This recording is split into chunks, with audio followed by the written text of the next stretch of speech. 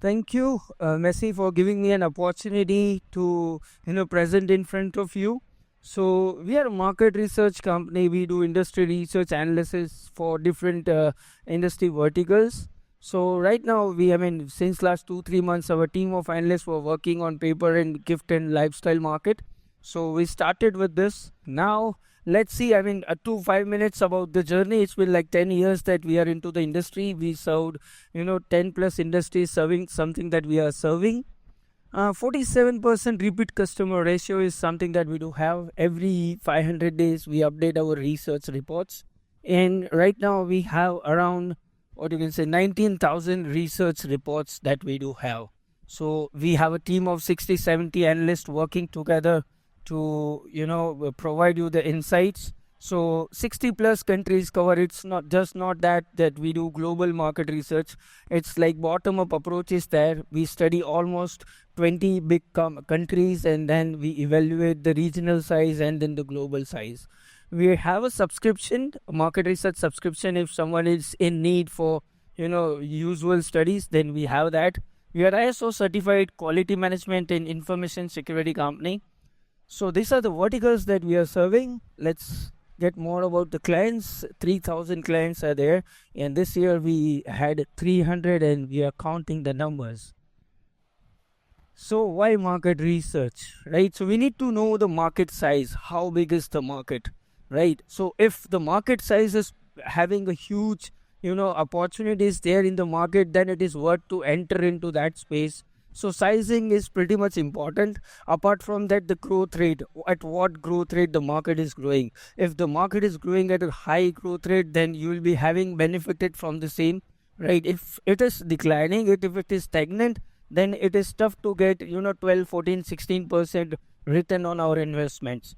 So market forecasting, we are using different methodologies, statistical tools to analyze the next 5 years projections. And then the competition, you need to know the local competition, local pricing, what are the local trends which are going around. As we are living in different cultures, the cultural aspects are also considered while forecasting the things. Many countries have different trends emerging, right? So that is something that we are coming up in on our research reports. So these are the media citations that we do have. We've been featured in Forbes, Business Line, and all of this different media centers have covered us. Now, in terms of stationery, what all we covered. So since last 3 4 months, of 12 15 analysts are constantly working on this, and then we try to cover as much as we can. So it's like notebooks, printing papers, loose leaf papers, diaries and journals. So these all categories has been covered by us.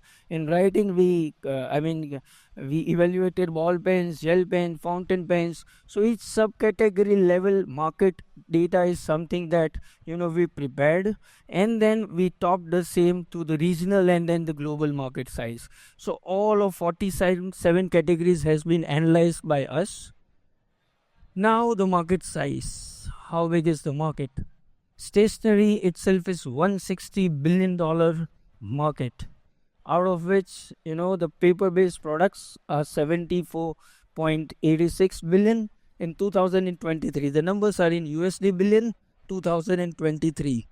Then art and craft is growing at fast rate when compared with the other two categories. Writing instruments 33 billion, and then others. So within this paper-based products, we read the printing and paper copies, notebooks, loose leaf papers, diaries and journals, and then others. In in writing instruments, we have pen, pencil, highlighters and markers, and others. So in art and craft, which is growing at bit faster than the other two markets, they are at painting and drawing, arts and craft tools, kids craft and paper craft. So that is how we segmented the market. We tried to cover all those almost all the aspects. In the other hand, pulp and paper, the parent market of this is having wrapping and packaging is $200 billion market, and then sanitary is 50, newsprint is 17, and then the others. In terms related categories, books, wherein educational books are 70, and then fantasy, science, romance, and history is the other segmentations, and then the others. In school bags, we try to divide the same in backpacks, laptop, messenger bags, and all that. So this is the market size information, the current size. The growth rates are different in different markets. Now, in others, it's not just that we just given others we calculated calculators, pouch, erasers, pencil sharpeners, and all this 57, 58 categories has been analyzed by us. Now, the global, yes, the market size is 160 billion, and it is expected that it will grow at a 5.45% growth rate in next 5 years, and will reach $219 billion. In terms of paper-based products, in Arctic, is the biggest category, as you can see in the last graph. The Asia Pacific is growing at the fastest pace. Again, it's bigger, I guess, yes. And because of the population, China and India is having huge population, and among the categories, kids craft and these are growing pretty faster rate. So Middle East, yes, everyone was curious about the Middle Eastern market, how big it is. So it is $17 billion market, and it is in the same, it is growing at a faster rate. 7% growth rate is something that we see in next 5 years in the Middle East region. UAE paper consumption is highest. When compared with the per capita consumption, UAE has the highest.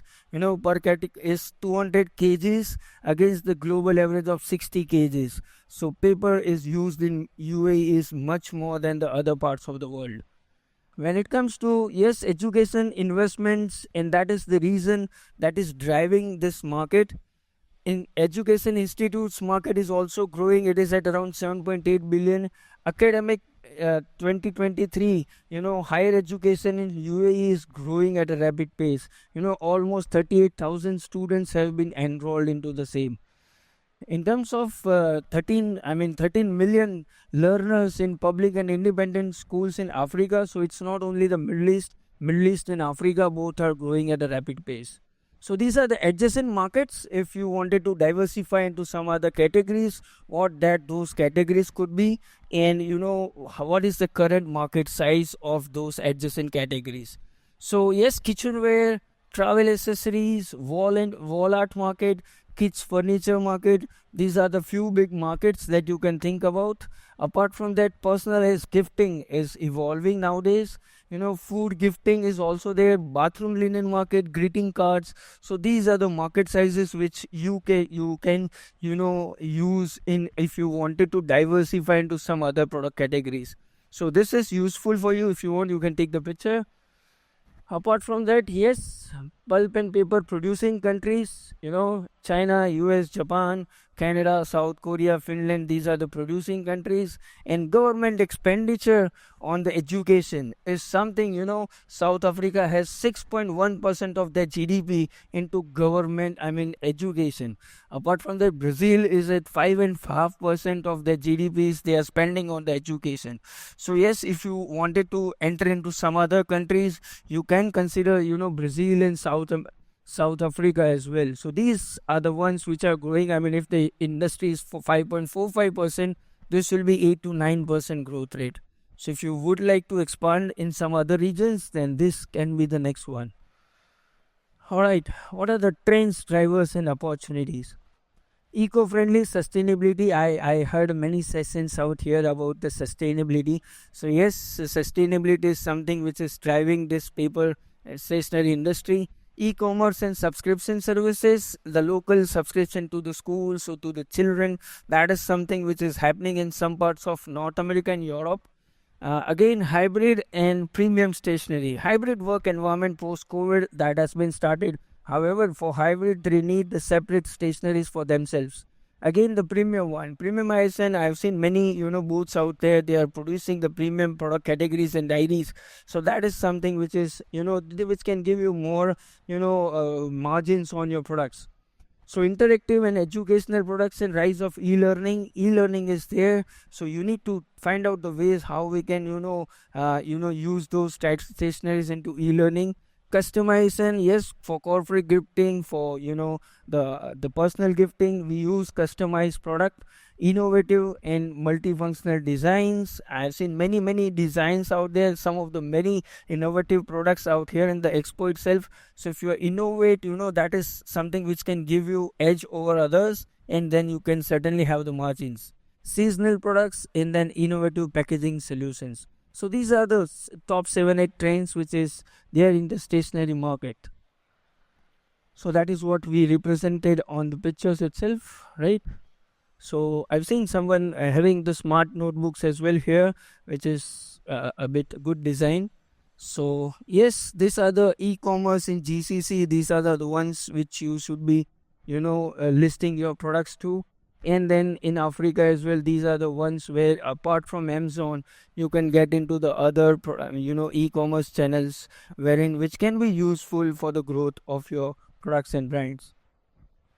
Now expand e-commerce channels. The traditional way is there. Kids craft. Many stalls have innovative kids craft products. I've seen 3D and other markers and all that. Which is about to grow, which is something unique. That I mean, no one is thinking how much you should be spending on kids education and craft. So you can certainly focus on those segment.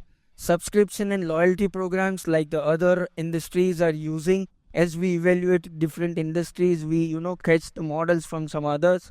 So loyalty programs can be the ones which can be used if some of your loyal customers are repeating and every time, then you should provide some support. Innovating 3D innovating cutting tools. I've seen I guess cricket or something is there which are using this cutting tools. And then tech integrated stationery, that is something that you can work with. Art workshops and boost brand visibility. So these are the strategic moves that you can take. So market research in general, people Google the same and take the numbers. So it's not always true. They are using AI to find out how big is the market. But how we work is we use the number of users of that particular product. We take the average selling price of that product, adoption of that product, and then multiplying and coming to the numbers. So it's not just that you can find out the same everywhere. So yes, I have few examples wherein AI was there, wherein initially they used to tell us that market size is 1.2 to 1.4 billion, and when we kept on questioning them, then the end of the day the market size was 18 million.